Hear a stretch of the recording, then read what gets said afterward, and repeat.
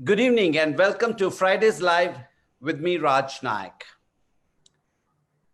On this live chat, we bring to you guests from different walks of life whose journeys have been inspiring. My guest this evening is one such person. She is the UN Goodwill Ambassador for Environment.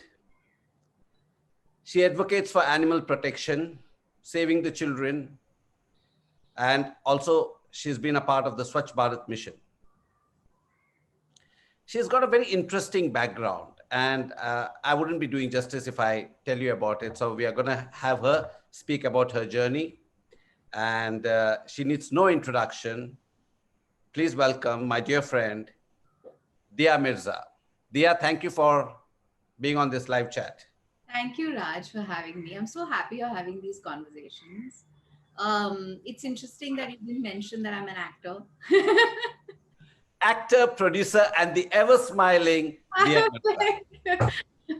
But This is what happens when you're not an experienced person. No. I think this has happened by default. It's actually interesting because I feel like so much of my journey now has become about work in environmental protection, wildlife protection, sustainable development goals.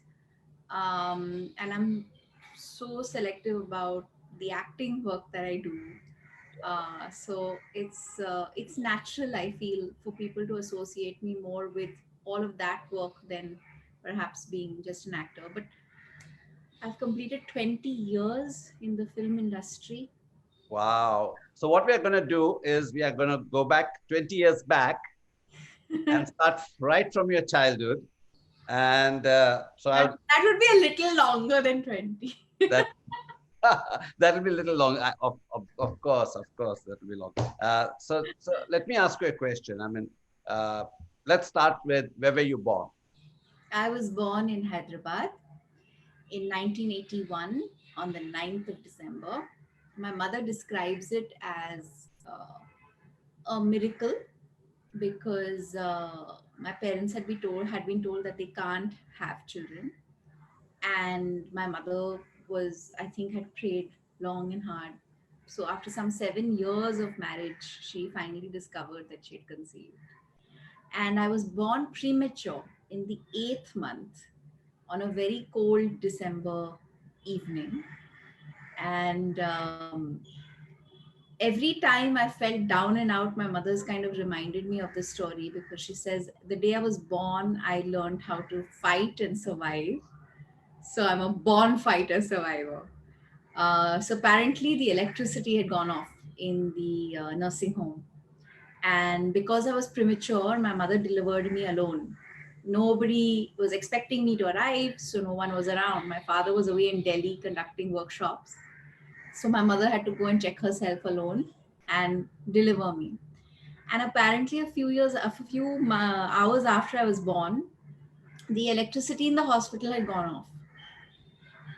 And my mother started to feel a little anxious because I was in, the the special prenatal, whatever that natal ICU is, an incubator. So she went to check on me, and apparently there was no electricity, and the incubators had gone off, and I turned blue. So she so sweetly relates narrates the story. She says she pulled me out, she rubbed my hands and my feet and wrapped me up in a blanket, and went to the reception and threw the money on the receptionist's face and stormed out of the hospital. And took me home and didn't step out of the house for one whole year until she knew that I was healthy and safe and I would be okay. Yeah, you are a fighter. I mean, there's no doubt about it. So let me ask you. I mean, are you the only child? Yes, I am. You spoke about your mother and your father. So can you tell me a little bit about them? It's interesting. So I've grown up in a mixed racial, mixed cultural kind of background. My father was German. He traveled to India in the 70s on invitation from Max Miller Bhavan. to conduct workshops for teachers. So he was doing that across the country. He was an artist, a graphic designer, industrial fair designer. He did architecture. He designed furniture. But he was predominantly invited to India to do workshops with teachers, to train them to be better teachers and work better with children. And interestingly enough, I don't know how life just kind of ties everything back in Raj. The focus of his thought, or what he was trying to convey through his workshops with teachers, was to ensure engagement of nature with children. So take kids out, make sure they're interacting with nature, because nature sparks curiosity, and True. curiosity is what leads to creativity, and only in creativity can there be true learning. And my mother met him, and she was learning German at Max Muller Bhavan, and they met at a party. And my father apparently fell madly in love with her, pursued her, married. They married each other, and like I said, they were married for 7 years until I was born. And when I was about 4.5, 5 years old, they separated. Both of them remarried. My mother married a gentleman by the name of Ahmed Mirza, whose surname I've taken on, and he was also a remarkably beautiful human being. um, Promised my father that he would never take his place, and so he was kind of determined to be my best friend. He was wonderful with me. And I think it was only when I lost my biological father when I was 9 or 10 did my stepfather kind of step in and start assuming a more parental role. Uh, and I loved growing up in his home. It was beautiful. We had every comfort we could possibly want. We had a front yard, a courtyard, a backyard full of fruit trees. I have vivid memories of playing kabaddi and cricket and climbing trees and uh, scraping knees by falling off the mango tree, flying kites on rooftops, and going off for long drives with him. So he used to fight for properties and land that had been in litigation. So he used to help people resolve litigations. And so he would take me on these long drives to these far out plots for me to see. And all the way there, we would talk about different things: plants, trees, animals, the world, the black hole, space, astronomy. He was a man of many interests, very, very engaging and interesting to talk to. And I remember when I was growing up telling him that I want to be a lawyer and I want to fight cases. So he would say, "What cases do you want to fight?" So I would be like, "I think I want to be a criminal lawyer or maybe a human rights lawyer and work with the United Nations." And well, as we all know, I didn't do law. I went for the Miss India, uh, and the rest is history. But interestingly enough, I'm working with the UN now, and I am working in a way for human rights. So I guess some dreams do come true, even if So, they don't come true in the form that you imagine them to. yeah, that's very interesting. I mean, both your father and your stepfather, I mean, they had something to do with the environment and in some way or the other, and they believed in it, and here you are.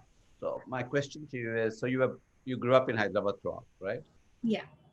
I left Hyderabad when I was 17 and a half to take part in the Miss India. And then after I won the Miss India, I never really went back. So I've been living in Mumbai since I was 18, pretty much on my own, until I had my mother join me after my father passed away, which was when I was 23.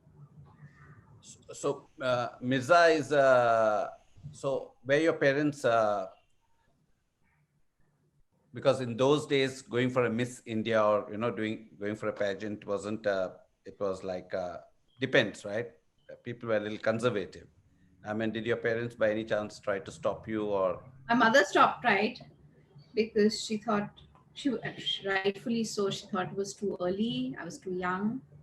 and that I needed to complete my education. My father, on his part, was determined that I go because he thought that it would offer me a whole new life skill. I'd never been away from home. I'd never lived away from home or done anything independently.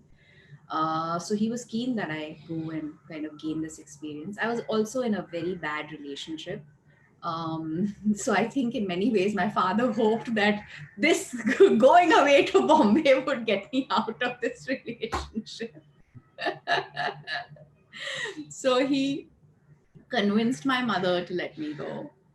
And I'm glad I did because, honestly, I wasn't one of those kids, Raj, who grew up imagining that I would be Miss India or fantasizing about a life in, the glamour and the beauty industry, so to speak. It was always about the arts and creativity and performance and connection and all of that.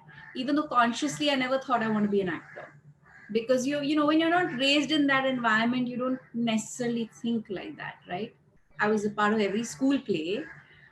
Drama and education were like my favorite things to do. But I was dancing to Madhuri Dixit and Sri Devi's songs, performing at our Man Friday's daughter's wedding. So I did all of that, but never consciously said I want to grow up to be an actor. So when Miss India happened, it was really about just breaking free, getting out of a situation or a circumstance that at the time was limiting me, and just to see where it would take me. And it was amazing how what a paradigm shift occurred. Everything changed literally overnight, and that year I think is special in more ways than one because the contestants are amazing. All three of us, Lara, Priyanka, and I, went on to win our international pageants. We had an exceptional run for India that year, and the media kind of really put us up on a pedestal. So how did Miss India happen? In the sense, how did you decide to apply for Miss? I didn't apply. Okay. So I was on a lark. I was doing some modeling assignments, and I used to take the overnight bus from Bangalore from Hyderabad to Bangalore to do these modeling assignments, print campaigns mostly, like with Lipton, Yellow Label tea or Quality Walls ice cream, just these brands where they just needed some good print photography. And the photographer who I worked very closely with called me one day and said, Bombay Times is doing this feature on the woman of the millennium, and they saw some of your pictures and they want to know whether you'll come by. This will be FOC, of course, you won't be paid, but will you come over? They'll pay for your bus ticket and your hotel stay. Come and do like 7 pictures representing the different facets of the woman of the millennium. So I said, okay, I'll come. And I went. And we did the shoot, and while we were doing the shoot, I got talking with a journalist, and she was like, how old are you? And I said, I'm 16 and a half, I'll be 17 soon. And she was like, what, you travel alone by bus from Hyderabad to Bangalore to shoot here? I said, yes, and I have a job. What job are you doing? Aren't you in college? So I said, yeah, I am in junior college, but I also work part-time at this multimedia studio called Dr. Neeraj's Multimedia Studios, where we sell ad space. So it's a touchscreen kiosk like the Yellow Pages, and my job is to go out and convince companies to sell ad space on this kiosk. Oh, And interesting. I get paid as a marketing executive for this job. And aside from that, I part-time model as well, which is why I'm here. And she was like, she said, I have to do an interview with you. So I was a nobody, and I was doing this interview with this journalist. She printed the interview very sweetly along with the whole photo feature that was done by the Times of India. And I think Times of India Bombay saw that.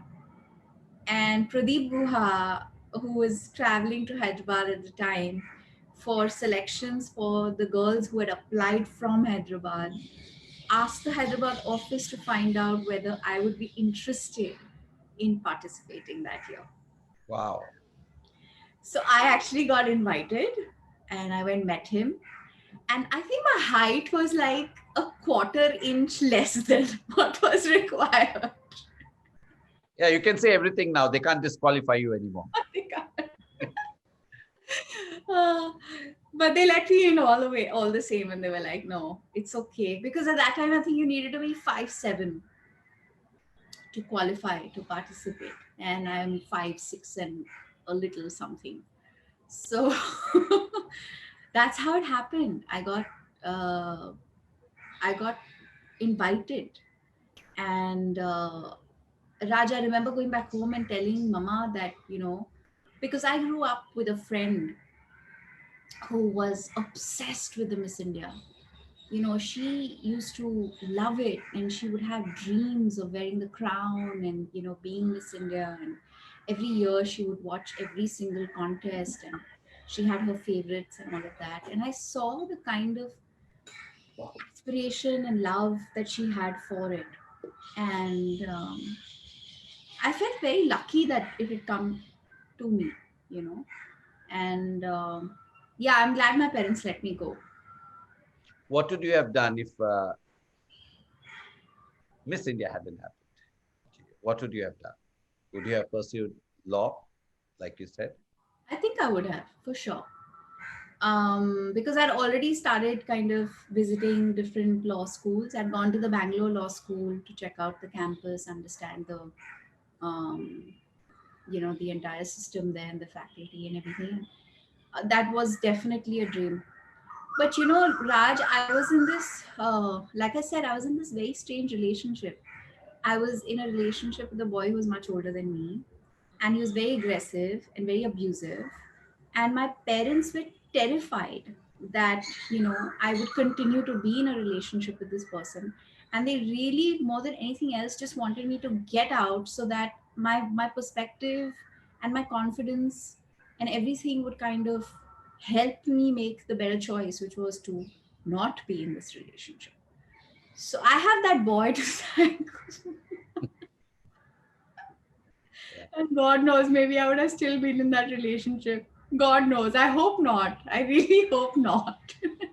Obviously, when you get out and you have a broader view of life and the outlook changes from being in one place, and like you said, your confidence level. So when you moved to Bombay, I mean, did Times provide you an accommodation or something? I mean, did they host you, or I No, mean, not at that time. We didn't have any of that luxury or privilege. We had to save up, bring our own money, find our own accommodation, plan our finances in a way where we could kind of fund our transport on a daily basis, fund all the things that we needed, which is like whether it was makeup and hair equipment or clothes that we needed for the various, events that happened, and all of that. And I remember a very sweet lady called Sharon, who used to work with Mohammed Khan, who is my father's childhood friend, the owner of Enterprise Nexus. yeah, yeah. His employee, a lady who worked with him in his office, Sharon, very sweetly gave me a room in her apartment at Cuff Parade to stay in. So I used to stay at Sharon's house, and there were two other girls who would travel from South Bombay to Khar, Santa Cruz. In one old government school in Santa Cruz, our rehearsals and training would happen. So Hemant Trivedi and Nayanika Chatterjee were doing our training program in the school, and we would kind of, depending on how much money we had left and what, like, how our the time that we had to get in time to our training program, we would either take the local train or jump into a taxi together. But it was a fascinating experience because for the first time I learned to live on my own, manage my finances, um, and just understand how to navigate myself through everything, and make choices in the moment. So it was a very, very interesting experience. Which year was this? This was 1999 November. 1999 November. So December 1999, the preliminary contest happened. And then in January 2000, which was the millennium, our Miss India happened. I'm just trying to visualize because I have all friends in Times of India. Pradeep is a very dear friend. Yeah. That time there was Rohit Gopakumar, if I remember, Yeah. and also, for me, when you say Umang used to do this big, amazing set. You know, Raj, we had the most incredible performers at our Miss India. We had Enigma perform. I We remember, had, I remember. do you remember that? That it was insane. And then all the Miss Indias who had ever won international titles were brought in that day. So there was Aishwarya Rai, Sushmita Sen, Diana Hayden, Yuktamukhi, about all of them, because it was the new millennium, right? It was like that big year. So it was interesting. I also have some kind of a association with Miss India because when I was with Star TV, and for the first time we broadcast Femina Miss India live on Star Plus. Yeah. Those I'm talking about. Maybe this was 94 or 95. Ours was a live broadcast. I think. Yes. Oh, so, But so maybe, I don't think it was Star our year. I think it was Sony. yeah, it must have moved. And then when I came to Colors, I brought it back on Colors, and we did live, and then we tried to broadbase it, did a bit of Hindi and things like that. So I have a little bit of. So are you in touch with the? I mean, what's your relationship with Lara and Priyanka? Oh, it's with Priyanka. It's like there's a lot of warmth and respect, but our lives are very far removed. There's just been very, very limited interaction over the years. But with Lara, it's very different. We're neighbors. We live very close to each other. We've been a very integral part of each other's lives. So every important occasion, we're there for each other. Every horrible thing that happens in our lives, we're there for each other. It's a very deep, very beautiful friendship, and I really value it, Raj, because after we won, for the first 3 to 6 months before I went to my international pageant, I actually stayed with Lara in like an apartment which was the size of a matchbox. But I really valued that, because just being able to have that space with her, learn from her, and just be comfortable and protected by her. It was just really nice. I mean, she was obviously more experienced than us because she'd kind of won a pageant before, and she was I mean, she had other modeling experiences, and she'd already been living in Bombay for a while on her own. So I learned a lot about just figuring myself out from her. Wonderful. What an interesting story. So how did movies happen then? Movies, I think, were like a natural progression, because the moment you win Miss India, offers start coming. I was Not true anymore. not true anymore, but at the time that did happen. And I remember one of the first few calls we got in Hyderabad on the landline was from Mr. Rajkumar Santoshi. He was making a film called Lajja, and he really wanted to cast me. And I had to say no because I was preparing to go for the international pageant. And then the Bhatts called. So I started getting these offers, and it was interesting because I think that's when I consciously started to think of having a career in film. And as soon as I won the Miss Asia Pacific and I came back to India and I'd done the work that needed to be done around that win, I jumped into filming. I was signed up by Bashu Bhagnani for 3 films, and I started workshops with Feroz Abbas Khan Saab. And even before I'd finished my workshops, I was put on a flight and sent off to South Africa to shoot a film that somebody else was supposed to do, but ditched the producer last minute. So I had to like fill in. So it's all been very interesting actually. I was thrown right into the deep end without any prep. I mean, very, very literally no prep. So what would you say has been your highest moments or your lowest moments in this journey so far? I think my highest moments have been winning the Miss India and then winning the Miss Asia Pacific, um, watching my first film release, or even like that high of seeing your first billboard. It's something else. It's actually the first time when you step back and you say, "Oh my God! So this is where I am. This is what's going to happen." The high of producing my first film and acting in it, and watching the movie with audiences in the theater, uh, and the high of then being a part of good stories that connect with audiences. But yeah, the high of your first film, the high of making your own movie and watching it and knowing that, oh my God, I can make this happen, those are just unmatched. The lows are very personal, Raj, because it's a, it's an industry that has, that kind of puts a lot of pressure on you. It's also kind of, there's so much expectation, and so much kind of dependent on what other people perceive about you.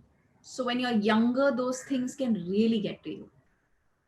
uh, I remember being very, very hurt and very, very frazzled when I used to read like, um, stories that either kind of linked me with my co-actors or my directors, and obviously if there's no truth to it, it used to really trouble me.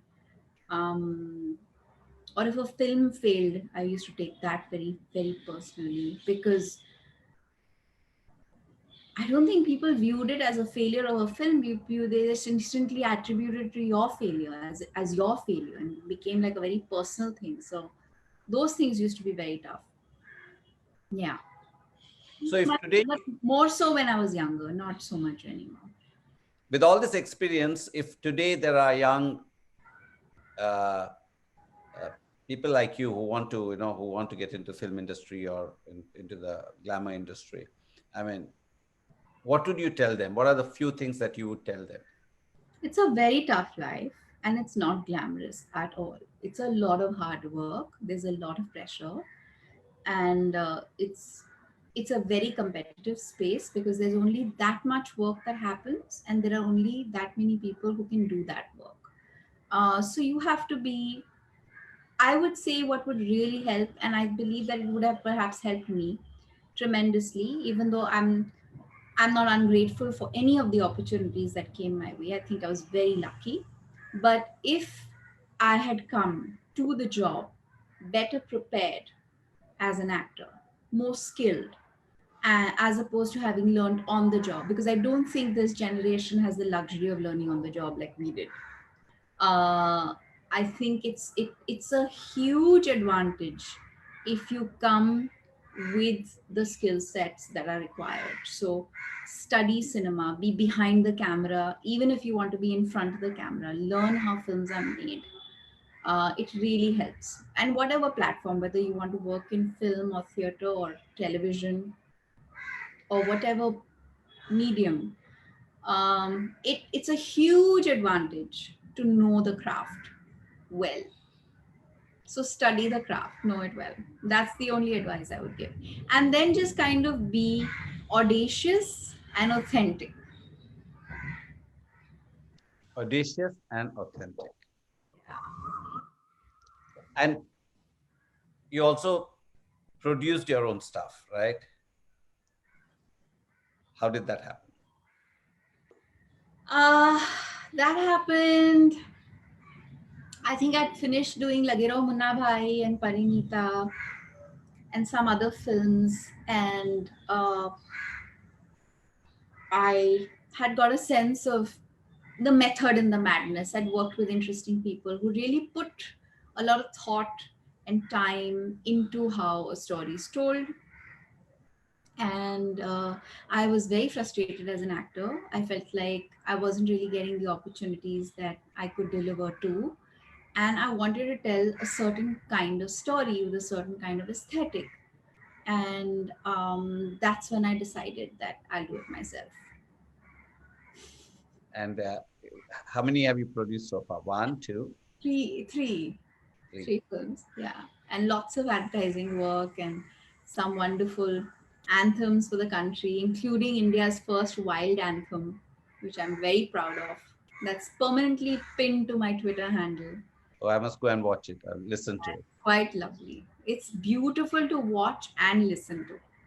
Okay, I'm going to do that. Just after this, I'm going to do that. I'm going to go and watch it, listen to it, and I'm going to retweet it. What's your view on web series and all this OTT stuff that's going on now? It's amazing. I feel like the world of web has made the process of storytelling more democratic. I've done my finest, my life's finest work for OTT. I did a show called Kafir, which was beautiful. The writing is just absolutely fantastic. So fantastic that it's made my life really difficult because now whatever comes my way, I kind of evaluate that from the quality of the writing from where I've just kind of I'm coming away from.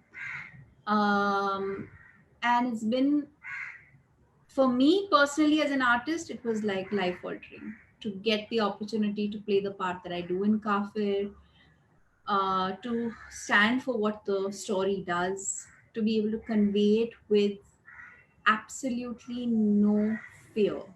Because I don't think I consciously thought of it when I said yes to doing the show, but it was while we were filming that one of the ADs said, "It's very brave of you to play a Pakistani woman in India right now."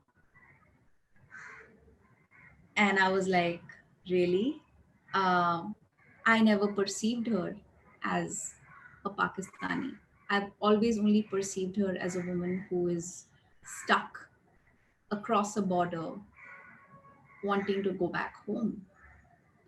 But yeah, I think we're telling some really brave stories that were not being able to be told before because of all kinds of conditioning. But also I think the box office creates a whole different pressure on producers, and there's many things you need to kind of bring checks and balances to.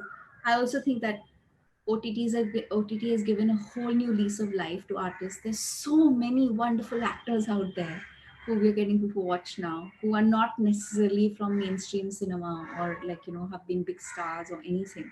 They're just incredible talent. And these Amazing shows work. are doing so well, and it's so nice to watch it, whether it's a scam or even directors and storytellers who've not been able to tell their stories for cinema are now finally telling their stories on OTT, and they're thriving. They're doing so well. It's really good to see. Yeah, I think you're right. When you say that it has democratized content Yeah. and it has democratized opportunities for people as well. Yeah, and I really hope it stays that way, because there is a tendency for things to change the moment power shifts, right? And I do see, I'm beginning to sense that suddenly now OTT is in a very powerful space because big screens, people are not really going to big screens, and theater releases have reduced or whatever. So you get to see a bit of a change in the way OTT is functioning.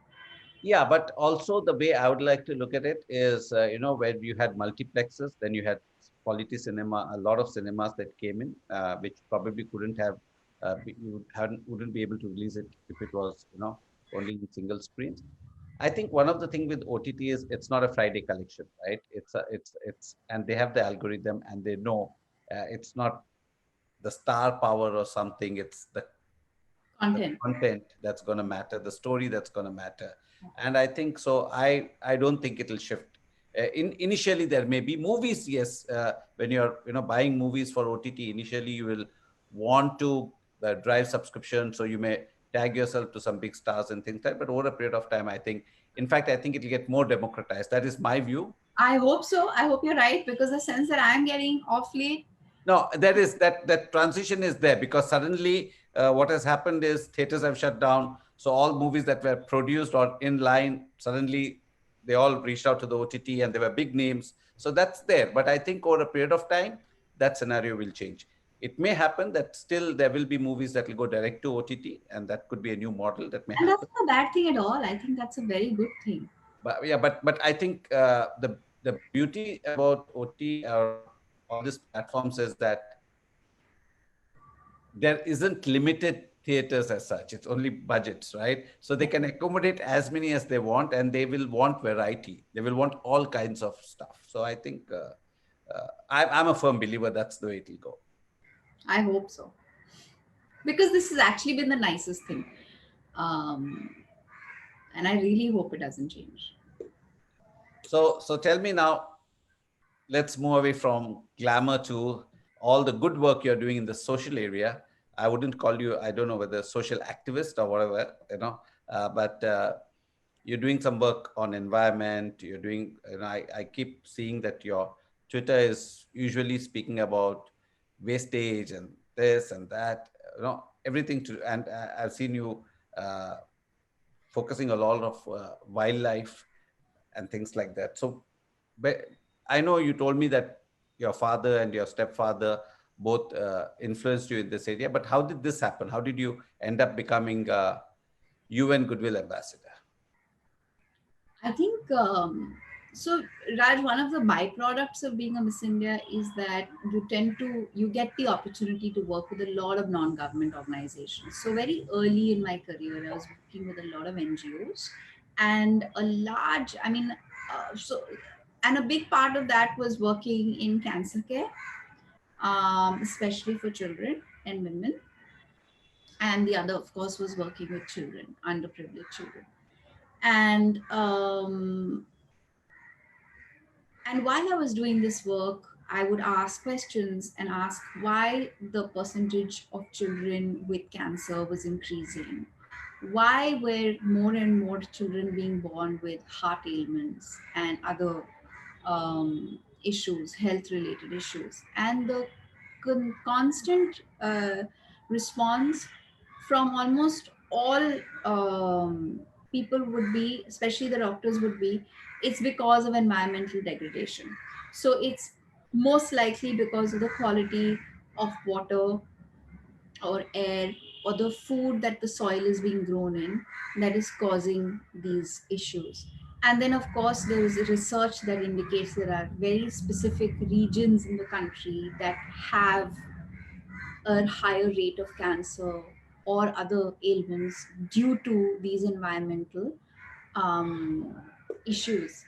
And roughly about that time, NDTV launched something called the Greenathon.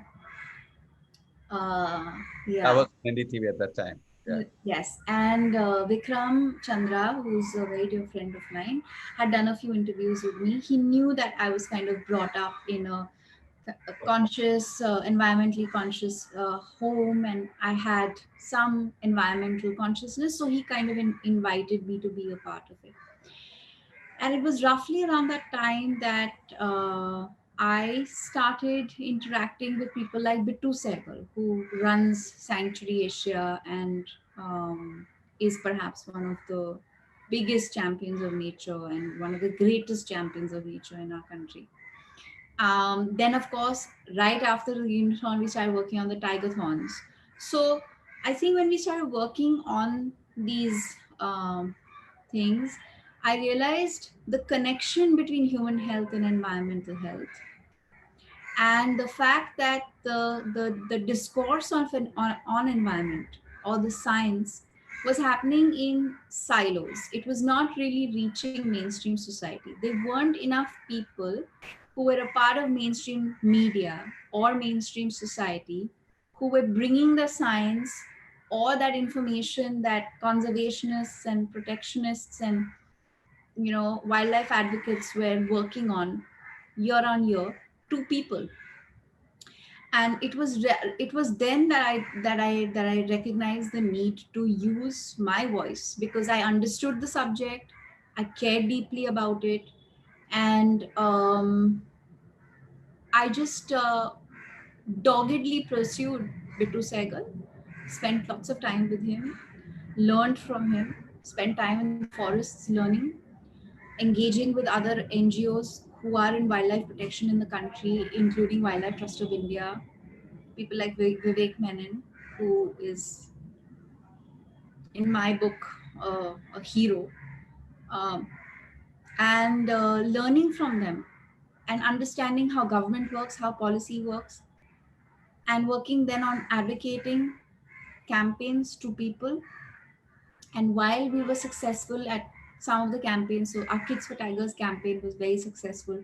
We brought a lot of engagement, went to a lot of schools, did a lot of work, started working with Wildlife Trust of India very closely, started taking people from my industry, CEOs from other industries to the forest, started something called Club Nature, where basically we believe in the power of nature to compel action and change people's value systems. So just taking these CEOs into the forest and letting them experience the forest, and then of course discover the conflict that we're living with, and then finding solutions along with them was a big high.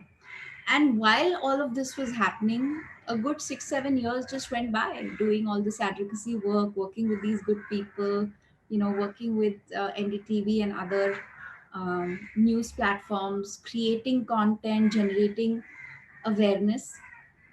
That roughly about then was when UNEP uh, put their India office in place. Like they officially started their India office. Of course, the United Nations is already in India, but the UNEP uh, program was not really active in India at the time. At that time, they sent me an invitation to be their advocate, and I accepted. And it's now been about 5 years, I think. So I've learned a lot, Raj, along the way, because I've had the opportunity to travel to different countries, work with scientists, work with all kinds of amazing organizations on the snow leopard program, on tiger rehabilitation, elephant corridor, right of passage, different things. And I'm also very grateful that I'm seeing like a big shift in the way people perceive, think, and understand the environment today from when I started off. Like more and more colleagues in the film industry, I notice are carrying their own metal bottles. So they're ditching the plastic bottle, the single use plastic bottle. Um, and I remember when I started out doing these things, people thought I was nuts. Yeah. But I just did it because it's good nuts. It's just important to do what you believe in and walk your talk. But we've come a long way, Raj. I mean, today I see what Alia Bhatt is doing for animals. I see what Shraddha Kapoor is doing. I see what Arjun is doing. I see so many of the young actors doing so much more than I think my generation or the generation before me ever did for environment and animal protection. So it's really good to see. Yeah, you said you mentioned using your voice, and you just mentioned some names who are doing it. But do you think that many are not doing enough? I mean, it's not just animals, right? There are so many issues in this world. Do you think celebrities should use their voice, and not enough people are actually doing that? I think celebrities have a superpower, which is their voice. And I wish more of them used it for climate action and environmental protection and wildlife protection.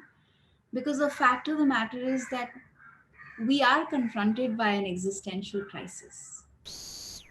We are in the middle of something so big that human behavior, human action, human consumption, human production has created. And it's not good. I mean, this virus is actually an outcome of our disconnection with nature and the fact that we've just been rapidly destroying our forests. So, when it comes to thinking consciously about what it means to live sustainably, why is it important to lead sustainable lifestyles, why is it important to recognize that we are not apart from nature, but we are a part of nature, and we need to respect all beings, just as we want respect for each other. I think this is something that every one of us should be fighting harder for, because our survival depends on it, our health depends on it, our well-being depends on it. So So yeah, I find it very odd when people don't fight for better environmental, stronger environmental should it be policy. environmental or it can be on any issue? I Issues that feel, matter. you know, so Raj, I think right now I, f- I know you may think that this is my passion, which is why I'm saying this, but I don't think we can achieve any social justice without ensuring environmental action, because everything, like wherever we've, with climate changing as rapidly as it is, with the frequency and intensity of droughts and floods and all the problems, and now the viruses, apparently 75% of all viruses are going to be zoonotic in nature, like the pandemic, like COVID-19. uh, how can we imagine to have a more equal, just, fair, peaceful world if we don't fix the climate issue? Okay. So I feel like it should be everyone's priority. Like our first priority should be to be better citizens of our Well, planet. I may disagree with you there. I think it's important to focus on climate thing, but I think uh, many issues. I mean, there are so many issues that are there, and I think Yeah, but Raj, you can't be somebody who is taking care of children's rights or children's education. whatever. I mean, I believe that Anything else, which is wonderful. Anybody who does good is great, but ignore no, something you so shouldn't. No, you fundamental. shouldn't ignore. Yeah. I think this is a transformation or a change that we all need to bring into our lives immediately. I'm not even saying you need to affect change at a larger level or make a change or make more I people do I it. agree. At individual level, we need to start. Like compost your waste, Yeah. stop using single use plastics. These are the basic things that we can all do and we should be doing. What are the hurdles you find when you're doing this stuff? I mean, do you get enough support from the state? I mean, what are the hurdles that you come across? It's a combination. So when we started out 10-15 years ago, I think just convincing people about the reality of climate change was harder. Today, I feel like a lot many more people accept the fact that climate is changing. It does affect our lives, and all of us need to do more to live more sustainably. Um, but I think what remains to be a challenge is funding.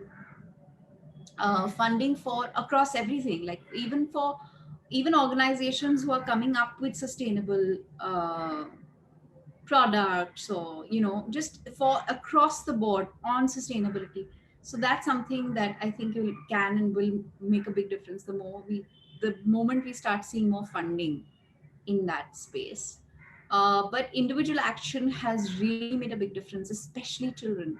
I feel like with the kind of advocacy work kids have done over the last 5 years, and especially over the last year and a half, um, it's really brought about a huge social shift, thinking shift, cultural shift that didn't exist up I, until even 3.5 years ago. yeah, I agree with you. I mean, I think they influence their parents, and Their parents, their grandparents, their yeah, neighbors, they're doing such great work. They're innovative, they're thinking, they're coming up with solutions, or just simply saying no. yeah. Okay, now we are just gonna switch and let me have some fun stuff with you. So tell me, you've been to some of the uh, part of doing stuff in the wildlife is you also get to go to all the national parks and see animals and things like that. So what's been your best, which is the best place you've been to?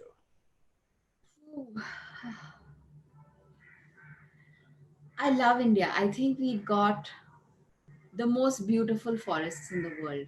There's a lot of diversity in the foliage, the wildlife, everything. It's we've got the world's largest number of one-horned rhinos, tigers, lions, elephants in the wild. And I've had some of the most incredible experiences visiting Ranthambore, Pench, Madhya Pradesh, Pench, Maharashtra, Panna, Jim Corbett, Kaziranga. Kabini, Nagarhole. Um, but when I went to Masai Mara Raj, I don't know whether it's because it is the terrain which is At the really Mara, yeah. and the Mara, it's open, and the fact that you see a gazillion animals in that open space that just like blows your mind. And I saw all the big five on my first trip, you know, from leopards to cheetahs to lions to um, wildebeest to Uh, giraffe to, my god, I just saw everything and I was like, there is nothing more beautiful in this world than to experience this.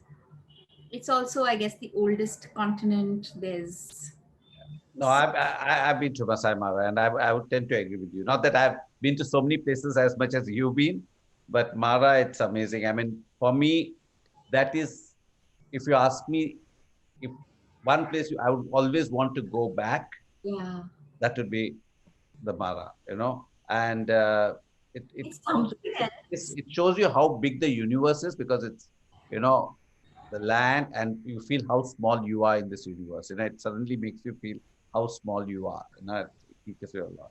And watching animals in their own habitat, Yeah, and I think it's that's something else.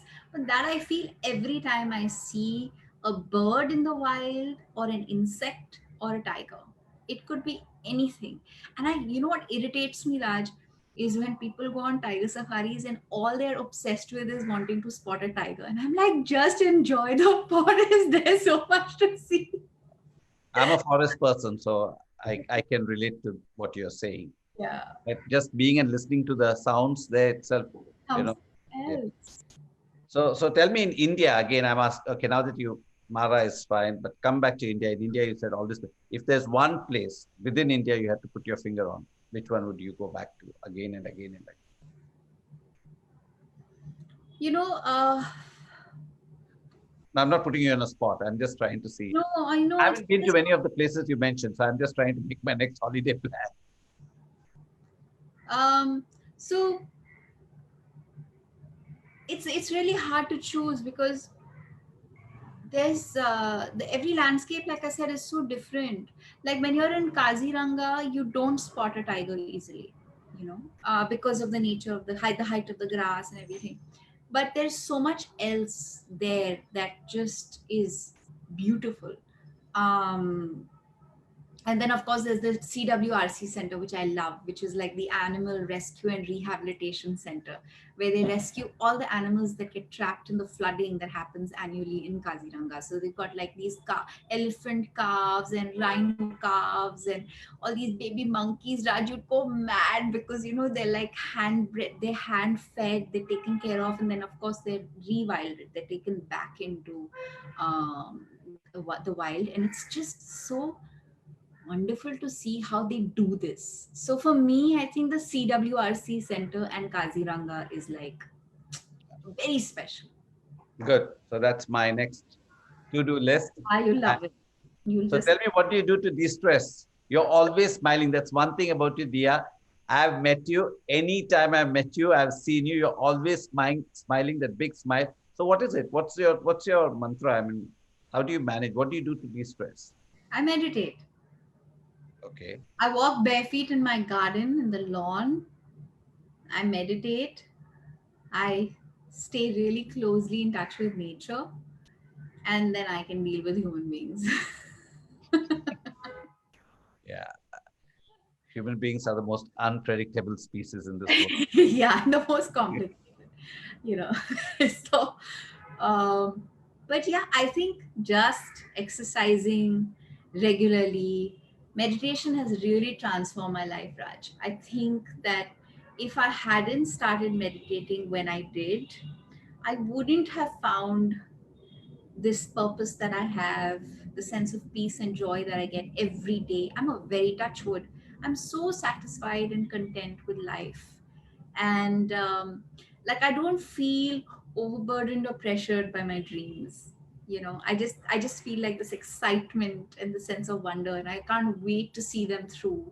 or watch them unravel into a reality. I feel like your sense of self and your balance really improves with meditation. It makes a big difference. And what makes you happy? Oh, the smallest of things, the simplest of things. I actually don't need a reason to be happy. I'm just happy. You are a happy person. Yeah. Wonderful. On that note, Dia, thank you so much for speaking, coming on this live chat and speaking your heart out. And it was wonderful, and to get to know so many things you're doing. I mean, I can sit and I was just sitting and listening to you, and I was mesmerized the way you were speaking and talking so passionately about what you do.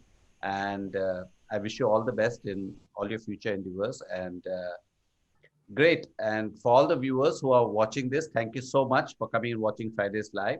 And hopefully next week, not hopefully, next week, we will come back with a new guest. Thank you so much. Thank you for having me, and thank you everyone for watching. It's been such a pleasure. I didn't feel like I was. This was just a lovely conversation, and you took me back to places and times in my life that I haven't revisited in a long time. So it was really nice. Thank you. Thank you, Dia. You're a wonderful person, and I love you. Bye. I love you too. Bye bye. Bye.